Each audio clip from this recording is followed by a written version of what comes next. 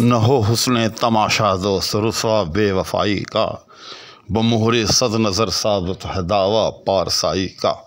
अस्सलाम वालेकुम नाज़रीन। तो आज वही मुश्किल तरीन गज़ल जिसका मतला इससे पहले मैं आपकी खिदमत में पेश कर चुका हूँ, वह नज़र करम तोहफ़ा है शर्म नारसाई का। तो उसका अगला शेर लेकर आपकी खिदमत में हाज़िर और बिला ताख़ीर। तो शेर है, न हो हुस्ने तमाशा दोस्त रुसवा बेवफाई का। सबसे पहले इस में जो लफ्ज़ों की नशिस्त व बर्खास्त है, यानी पढ़ना का या पढ़ने का जो तरीका है वो समझना बहुत दुरुस्त है। क्योंकि जिस तरह से एक इबारत हो, अगर आप उसके अंदर कौमें जो हैं उनको न समझें और कौमों को सही अपनी जो उनकी नशिस्त होती है उसको समझे बगैर इबारत को पढ़ें, तो जैसे वो कहते हैं ना कि छोड़ो मत जाने दो, छोड़ो मत जाने दो, तो वो वाली कैफियत हो जाती है। तो इस शेर के अंदर भी कुछ ऐसी ही कैफियत है। तो पहला मिसरा है, न हो हुस्ने तमाशा दोस्त। अच्छा, यहाँ याद रखिएगा कि ये हुस्ने जो है उसके बाद जो तमाशा दोस्त जो है ये एक अलग तरकीब है। तो इसको हुस्ने तमाशा को अलग और दोस्त को अलग नहीं पढ़ना। अगर आप इसको ऐसे पढ़ देंगे, ना हो हुस्ने तमाशा दोस्त रुसवा बेवफाई का, तो बिल्कुल शेर जो है वो तफहीम के दायरे से निकल जाएगा। तो सबसे पहले तो इसकी जो है ना किरात वो दुरुस्त होनी चाहिए। वो कैसे होगी? न हो हुस्ने तमाशा दोस्त, ये एक मुकम्मल जो है मुरक्कब है।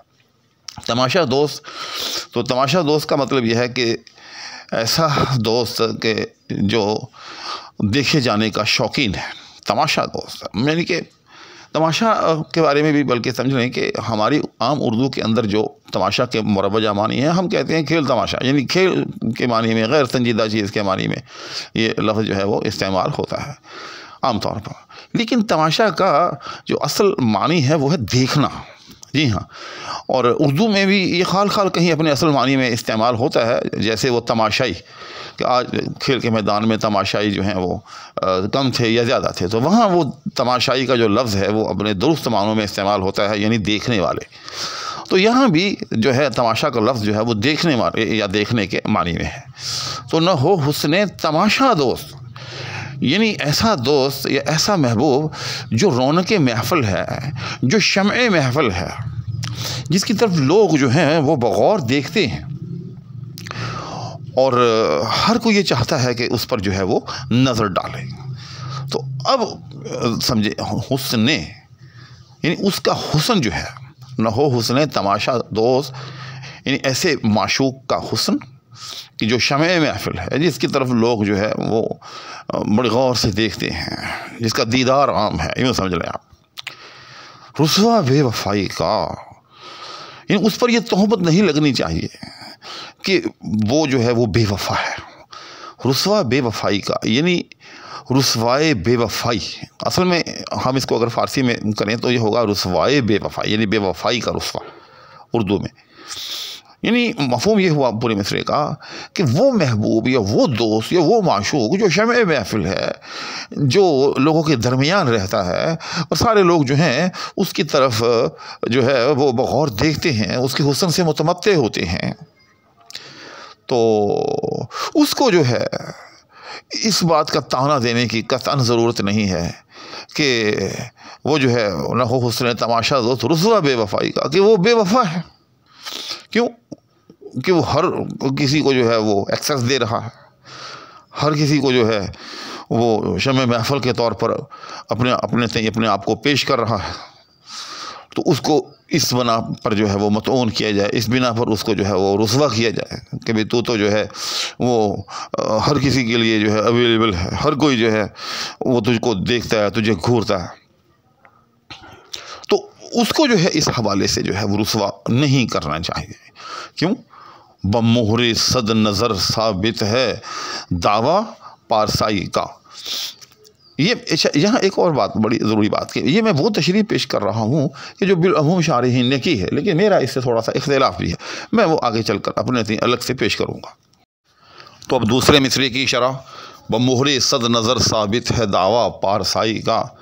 यहाँ तक इसके अंदर मौजूद मुश्किल अल्फाज के मानी का ताल्लुक़ है तो कोई ख़ास इसमें मुश्किल लफ्ज़ नहीं है, लेकिन फिर भी बगा मतलब फ़ारसी में होता है साथ, याद रखिएगा।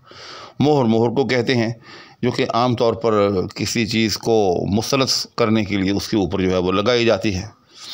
तो अगर कोई दावा करे मिसाल के तौर पर, तो उस दावे के ऊपर अगर मोहर भी लगी हुई हो तो इससे वो और जो है वो मुस्तरद हो जाएगा। सद नज़र का मतलब 100 नज़रें यानी हजूम एक तरह से। पर मोहर सद नज़र साबित है दावा पारसाई का, यानी जब वो तमाशा दोस्त है वो तो चाहता ही ये है कि लोग जो है हर वक्त जो है उसका दीदार करें, उसको देखें, और वो शमे महफिल है। तो ऐसे हालात के अंदर कि जबकि उसके चारों तरफ जो है एक हुजूम है उसके चाहने वालों का, तो ऐसे हालात के अंदर उससे बदगुमानी की जो है कोई राह जो है वो निकलती नहीं है। क्यों? जब वहाँ सैकड़ों लोग हैं, सद नज़र, और सब के सब जो हैं उसके चाहने वाले हैं, और अगर ये कहा जाए कि बाहम जो हैं वो एक दूसरे के रकीब हैं तो ये भी बेजाना होगा। चुनांचे जब रकीब होते हैं तो वो और एक तरह से अपने माशूक पर जो है वो नज़र रखते हैं, कहीं ऐसा तो नहीं है कि उनका महबूब, उनका माशूक जो उसको धोखा दे रहा हो और वो मुझे जो है वो धोखा देकर किसी और से जो है वो ताल्लुक़ जो है वो उस्तवार कर रहा हो। अगर जब उसकी इस तरह से निगरानी हो रही है उस तमाशा दोस्त की, तो ऐसे में उस पर यह बदगुमानी करना कि वो किसी एक से बेवफाई करेगा, ये नामुमकिन है। वह मोहरे सद नज़र साबित है दावा पारसाई का। तो अगर वो दावा करता है अपनी पारसाई का, अच्छा यहाँ पारसाई से मुराद याद रखिएगा वो जो उसके मारूफ मानी हैं कि मुत्तकी होना, यहाँ वो मुराद नहीं है। यहाँ इस पारसाई के मानी जो हैं वो ये हैं कि वो इखलास इख्तियार करता है, वो कोई बेवफा नहीं है, वो जो कहता है वही करता है, वो किसी को धोखा नहीं देता। हाँ, शम्मे महफिल है, मैकदा जो है वो खुला है, और चाहने वाले मैं नोह जो हैं वो आ रहे हैं, और हस्बे ज़र्फ़ जो हैं वो उससे फैज़ याब हो रहे। लिहाजा ऐसे हालात में उस पर ये बदगुमानी करना कि वो शायद जो है किसी को धोखा देकर जो है किसी के साथ ताल्लुक़ उस्तवार करेगा, ये दुरुस्त नहीं है। तो इस तरह से गालिब ने इस शेर के अंदर जो है बड़ी खूबसूरती के साथ जो है वो अपने महबूब की जो है एक गुना जो है वो सफाई जो है वो बयान की है। अच्छा, मैंने आपसे शुरू में एक वादा किया था कि इसकी एक और डायमेंशन भी है।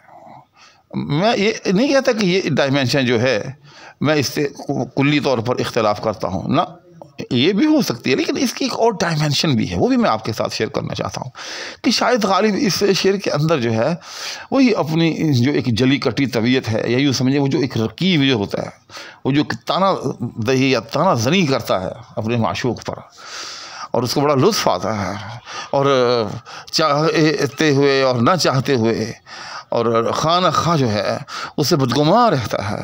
तो शायद मिर्ज़ा गालिब भी जो है उसको यानी अपने महबूब को इसी तरह से ताना ज़नी पर जो है वो उतर आए। वो कैसे? वो यूँ कि न हो हुस्न तमाशा दोस्त रुसवा बेवफाई का, बमोरे सद नज़र साबित है दावा पारसाई का।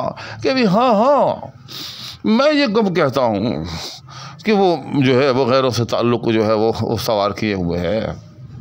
क्यों? वो तो शम्मे महफिल है, लाखों लोग जो है वो उसको जो है वो देखते हैं, हर वक्त घूरते हैं। तो ऐसे हालात के अंदर मैं कब कहता हूँ कि वो जो है किसी गैर से के साथ जो है वो भी ताल्लुक़ या राब्ते के अंदर जो है वो होगा। जो वो कहता है ठीक है, तो वाकई वो बड़ा नेक है, बड़ा पास है।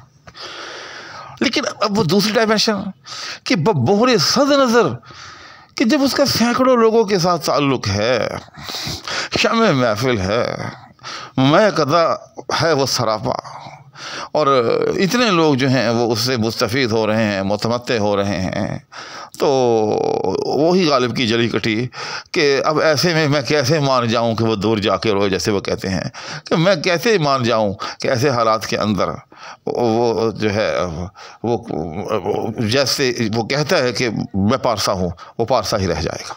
ये हो नहीं सकता। क्यों? कि दुनिया बड़ी ख़राब है।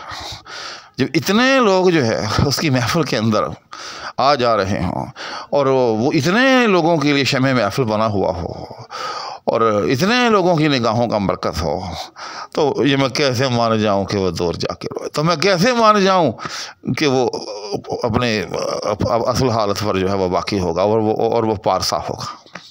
तो ये भी एक जो है डायमेंशन जो है इस शेर की जो है वो हो सकती है।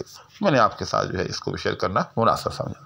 उसके बाद अगला शेर है, लेकिन मेरा ख्याल ये है कि वीडियो जो है वो पहले ही बहुत तवील हो चुकी है, और ये गज़ल जो है गालिब की मैं समझता हूँ चंद उन गज़लों में से है कि जिनमें गालिब का वो ख़ास रंग नज़र आता है जिस ख़ास रंग के लिए मिर्ज़ा गालिब जो है वो मशहूर है। लिहाजा हम इसको जो है यानी इस गज़ल को, इन अशार को बहुत तफसील के साथ और पूरे शरह व बस्त के साथ जो है वो पढ़ेंगे। इसी के साथ और दुआओं की दरख्वास्त के हमरा, और आप सब लोगों के लिए भी ढेरों दुआओं के साथ आपसे इजाज़त चाहूँगा।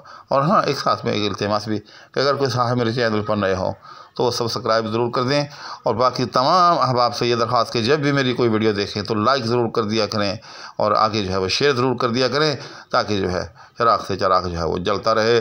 आपको मालूम ही है कि उर्दू ज़ुबान जो है इस वक्त जो है वो सिसक रही है, दीगर ज़ुबानों के बोझ के तले, दीगर ज़ुबानों के गलबे के तले अपनी यूँ समझें कि एंटिटी जो है, अपनी इनफरादियत और अपनी शनाख्त जो है वो खोती चली जा रही है। तो ऐसे हालात के अंदर हम जैसे चंद दीवाने अगर ये कोई ऐसी मजलिस लगा कर बैठ जाएं जिसमें इस तरह से जो है उर्दू की तराकीब और उर्दू के अल्फाज को समझने समझाने की कोशिश करें, तो ये भी एक तरह से सदका जारिया ही है, क्योंकि हमारा आधा लिटरेचर जो है, इस्लामिक लिटरेचर जो है, इस हिंदो पाक के अंदर जो है वो उर्दू ज़ुबान के अंदर मौजूद है।